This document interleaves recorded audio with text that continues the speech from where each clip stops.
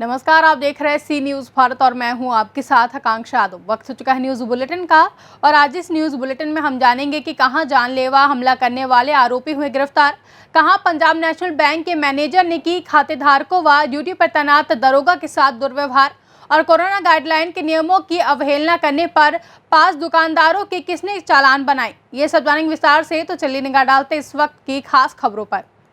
Police अधीक्षक गोंडा संतोष कुमार मिश्रा ने अपराध एवं अपराधियों के विरुद्ध चलाए जा रहे अभियान के तहत वांछित अभियुक्तों की जल्द से जल्द गिरफ्तारी करने हेतु जनपद के समस्त प्रभारी निरीक्षक थानाध्यक्षकों को कड़े निर्देश दिए थे।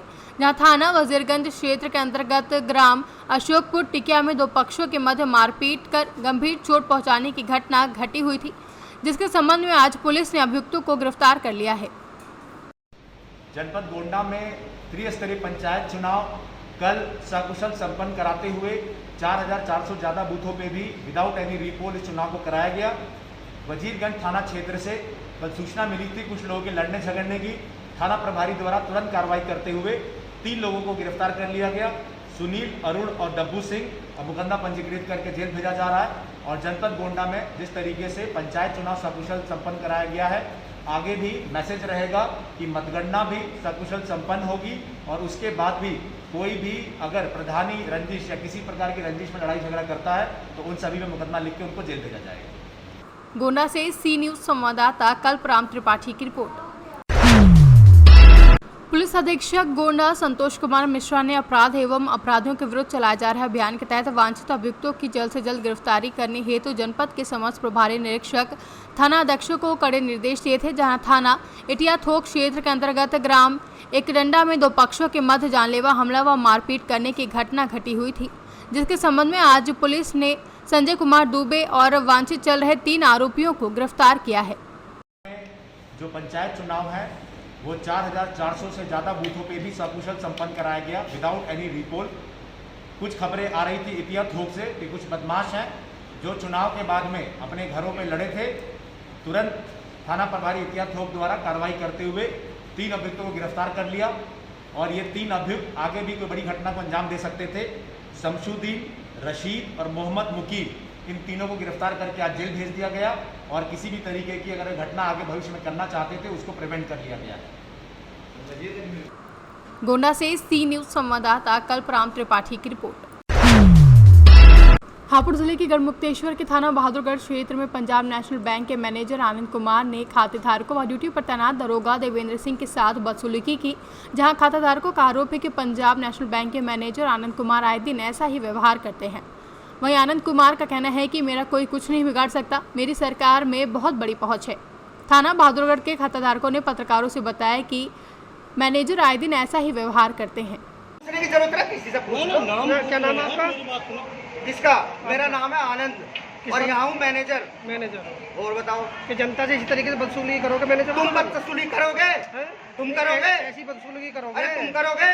तुम्हें तनख्वाह कहाँ से मिलती? जनता के पैसे से मिलती है। जनता के पैसे से गवर्नमेंट की नौकरी कर रहा हूँ। गवर्नमेंट को भी तनख्वाह पैसे काम करना है, मुझे लोकल खुलवाना अकेला। गढ़मुक्तेश्वर से सी न्यूज़ संवाददाता राहुल कुमार की रिपोर्ट। कोविड-19 वायरस संक्रमण के प्रसार पर प्रभावी रोकथाम के लिए राज्य सरकार द्वारा 18 तारीख को कोरोना संक्रमण की रोकथाम हेतु जारी कोरोना गाइडलाइन की सख्ती से पालन करवाने को लेकर अकलेरा तहसीलदार रामनिवास मीना ने मंगलवार को मध्य प्रदेश व राजस्थान की सीमा पर स्थित सरहदी चेक पोस्ट का निरीक्षण किया। जहां निरीक्षण के दौरान तहसीलदार रामनिवास मीना ने वहां पर उपस्थित अधिकारियों व कर्मचारियों को राज्य सरकार द्वारा जारी किए गए कोरोना गाइडलाइन का पालन करने का निर्देश दिया है। राजस्थान से सी न्यूज़ संवाददाता भगवान सिंह राजावत की रिपोर्ट।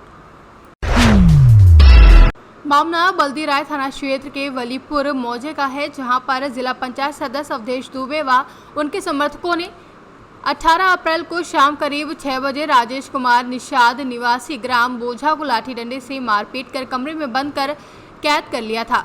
जहां चुनावी प्रचार प्रसार का मामला बताया जा रहा है। वहीं लगभग 1 बजे जिला पंचायत सदस्य अवधेश दुबे द्वारा राजेश कुमार निषाद को डरवाकर एवं धमकाकर बंधन से मुक्त किया गया है।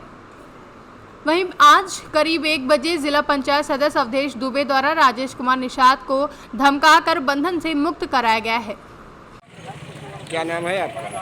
राजकुमार निषाद। राजकुमार निषाद। क्या मैटर था आपका? मैटर यही था, भैया की प्रचार में था, बब्बू भैया फाइटर के प्रचार में था।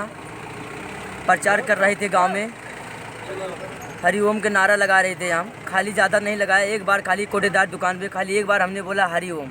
हरिओम को घोषा पहना था वो, उससे हरिओम बोल दिया तो हमारा बहन महतारी बिटिया गिर आया। उसके बाद बब्बू फाइटर का भैया को गाली दिया। अवधेश के आदमी उसमें तो नहीं चिन पाया हमने कौन कौन था। बाद में गाड़ी लगाया, 4 चक्का पीछे हम लोग को दोनों के पीछे आया। अशरक गांव में आधे गांव में वोट मांग रहा था, तो आधे गांव तक हम भी आला था। वोट मांग के जैसे वोट मांग के बाहर निकला जैसे, तो उसके बाद इससे ये बात बताइए। तो बोलो इधर। नहीं तुम बताओ। नहीं अब ओके आगे ये बताएगा तो हम। जब मैं घर पहुंचा हूं 8:10 पे, तो सौरभ मिश्रा ने मेरे फ़ोन पे फ़ोन किया, बोले मोहन मादरचोद कहाँ है, मेरे फ़ोन में रिकॉर्डिंग भी है। मैं शक में पहले ही था कि यहाँ से जो है खबर पहुँच चुकी कि मोहन ज्योति के प्रभाव में प्रचार कर रहा है। मैं इसको लेकर के राजकुमार को अपनी गाड़ी पे बैठा के घर लेके गया, तो सौरभ मिश्रा ने मुझे गांव से उठा लिया अपनी गाड़ी में। सौगत मिश्रा, नागर दुबे और देशराज पाल, इन तीनों ने मुझे ज़बरदस्ती गाड़ी में बैठा लिया। और ये अपने अवधेश दुबे अपने गाँव के किनारे बूढ़ी माता के मंदिर पर गाड़ी बंद करके मुझे मारे हैं और मुझे धमकी दी है। तो इन्होंने मेरे जो है वीडियो बनाई कि ये कहो कि मैं बब्बू फाइटर के यहाँ पैसे से काम करता हूँ, मैं यहाँ पैसे बांटता हूँ। इन्होंने मुझसे अनलीगल असलहे के दम पे वीडियो बनवाया है। और इसके बाद अवधेश दुबे ने मेरी स्कूटी में 7 पाउच वोडका दारू की रख के और एक देसी कट्टर रख के वीडियो बनाया कि ये अवधेश दुबे के जो प्रत्याशी थे सभी ने वीडियो बनाया। और ये कहा अवधेश दुबे ने कि ये बब्बू फाइटर की तरफ से शराब और पैसे बांट रहे हैं और डिग्गी में हथियार लेके चल रहे हैं। जबकि मेरी गाड़ी मेरी मिसेज के नाम है और गाड़ी में सिर्फ बब्बू फाइटर के पर्चे के अलावा और गाड़ी के कागज़ के अलावा कुछ भी नहीं था।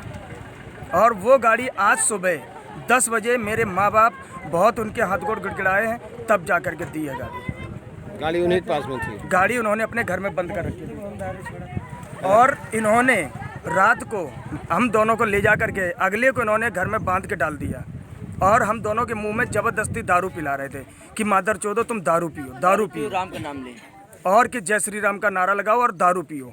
बताइए कि हरिओम बोलने वाला कभी दारू नहीं पीता है, फिर भी ये लोगों ने ज़बरदस्ती दारू पिलाई है और मुझे धमकी दी है परिवार वालों को कि अगर यहाँ रहना है तो सुरक्षित रहो, अन्यथा गोली मार दी जाएगी और हम जीत जाएंगे, दोनों को उड़ा देंगे गोली से। और अवधेश बोले हैं कि अगर मैं जीत गया तब भी मार दूंगा और अगर मैं हार गया, मेरे साथ कुछ वैसा हुआ तो किसी को यहाँ जीने के काबिल नहीं छोड़ूंगा। राजकुमार को कट्टा लगा के घेर लगाया था। मारने में कौन कौन आदमी थे? मारने में अवधेश दुबे, सौरभ मिश्रा, नागर दुबे, सागर दुबे, देशराज पाल, अंकित, इन जैसे कई 40 लोग थे।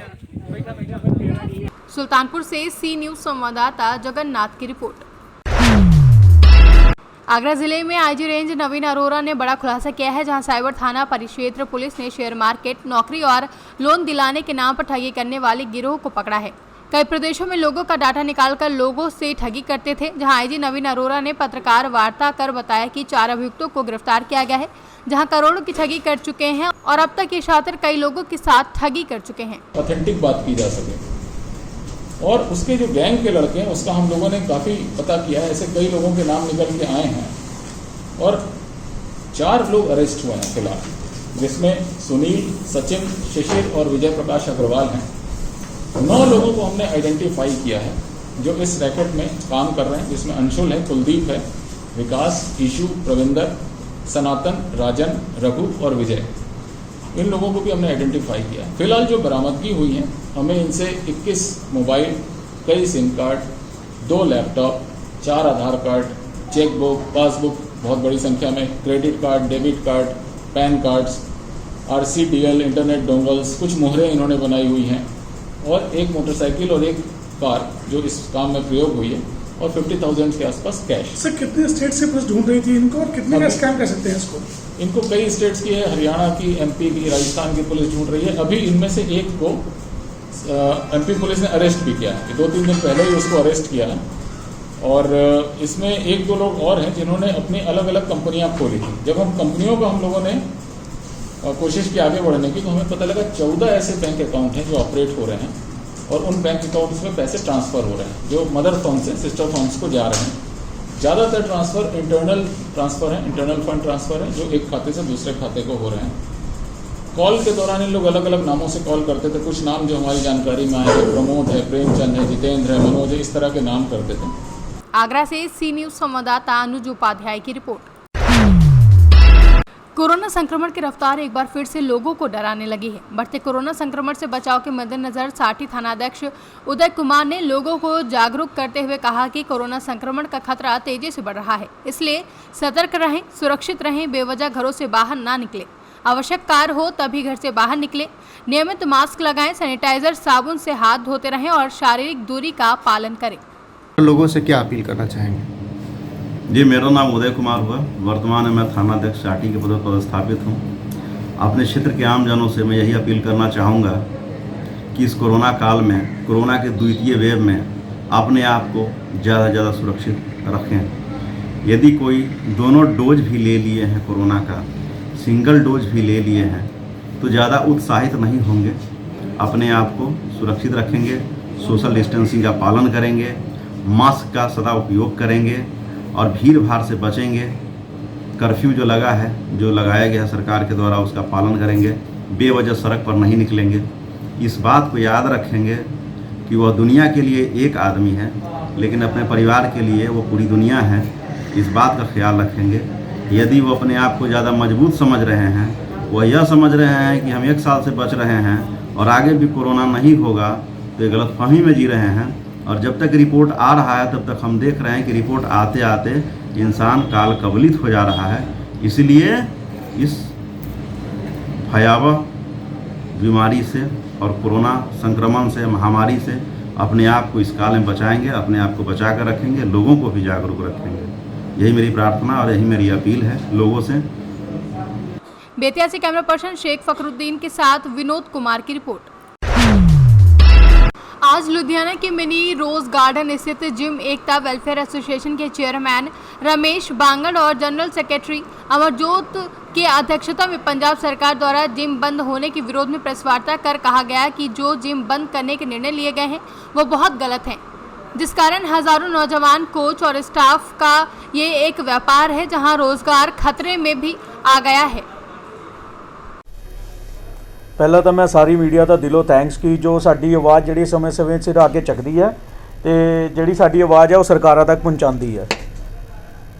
ਤੇ ਮੇਨ ਆਹੀ ਹੈ ਕਿ ਜਿਮ ਦਾ ਫਿਰ ਸਰਕਾਰਾਂ ਨੇ ਜਿਹੜੀਆਂ ਅੱਖਾਂ ਬੰਦ ਕਰਕੇ ਜਿਹੜਾ ਫੈਸਲਾ ਲਿੱਤਾ ਹੈ, ਅਸੀਂ ਸਾਰੇ ਜਿਮ ਓਨਰਸ ਤੇ ਜਿਮ ਏਕਤਾ ਫਾਊਂਡੇਸ਼ਨ ਇਹਦਾ ਕੀ ਕਹਿੰਦੇ ਆ ਇਹਨੂੰ ਅਪਣਾਉਣ ਤੋਂ ਯਾਨੀ ਕਿ ਇਨਕਾਰ ਉਹ ਕਰਦੇ ਆ कि तुसी पहला यूथ की इम्यूनिटी देखो कि इम्यूनिटी कितने स्ट्रोंग होंदी है।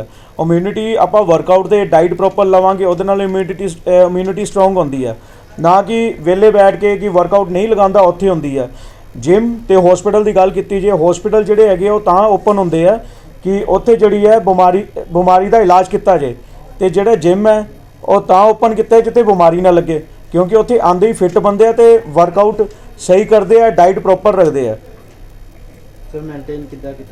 मेनटेन देखो जिमें कि लास्ट टाइम भी मेरे को अज की डेट तक नोट है, जो लास्ट अगस्त में जिम ओपन होए थे उदों सरकार ने जड़ी हदायतां दित्तियां सी, आपां प्रॉपर रजिस्टर लगाया सी, उहदे ते बच्चे का नाम, ऑक्सीजन मीटर चैक जिहड़ी होंदी है, मशीन पल्स, टैंपरेचर ते नाल उहदा मोबाइल नंबर कि प्रॉपर ठीक है उन्होंने एंटर किया जाता सी। जिम दे विच प्रॉपर सैनिटाइज होंदा सी जिम की मशीनरी।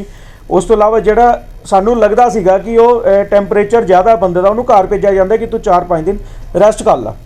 ते पहले भी जिम काफ़ी टाइम जिहड़े कि बंद रहे है ते ओहदी आवाज़ चक्की गई सी, हुण भी जिम जिहड़े बंद कर दित्ते गए, कितना कोई नुकसान है जिहड़ा हो सकता है जिमां? देखो लास्ट टाइम की गल करिए 6 महीने लगातार जिम जिहड़े सीगे क्लोज सीगे ते ओहदे नाल की तुहानू अगर आपां लुधियाने की गल करिए 80 तो लैके 90% जिहड़े जिम है वो रेंट ते है।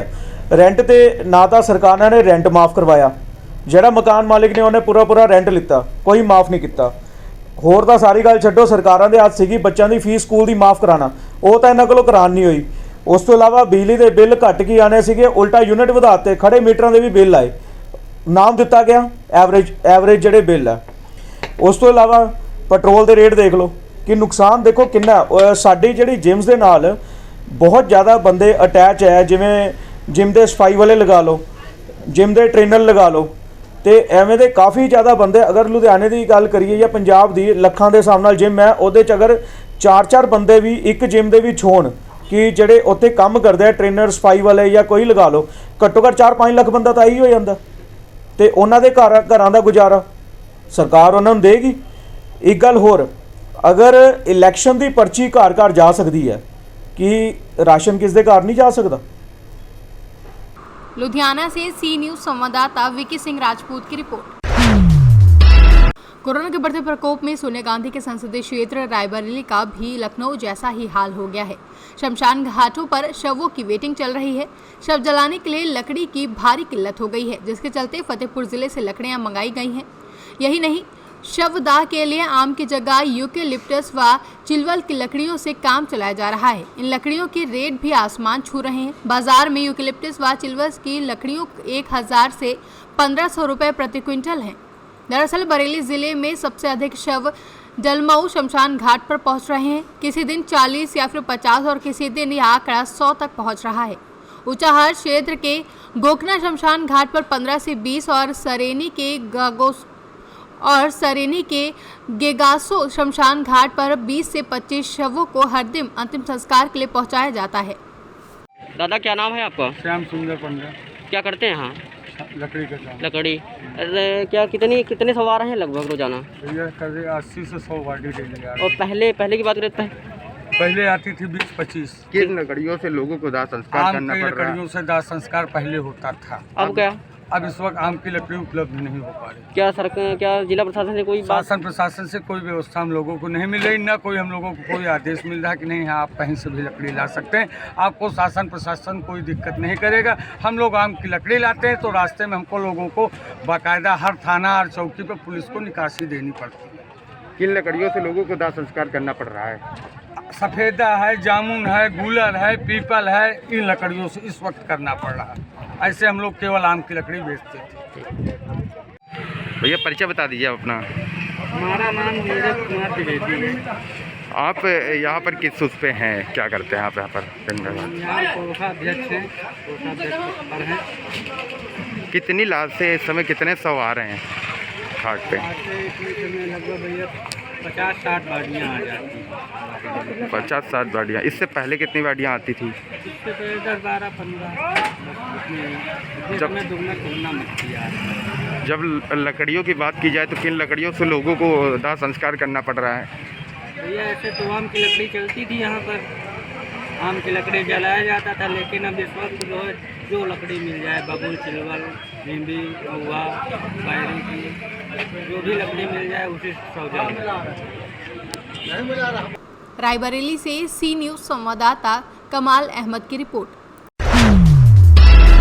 फिलहाल के लिए न्यूज बुलेटिन में बस इतना ही। देश और दुनिया की तमाम बड़ी खबरों के लिए देखते रहें सी न्यूज भारत।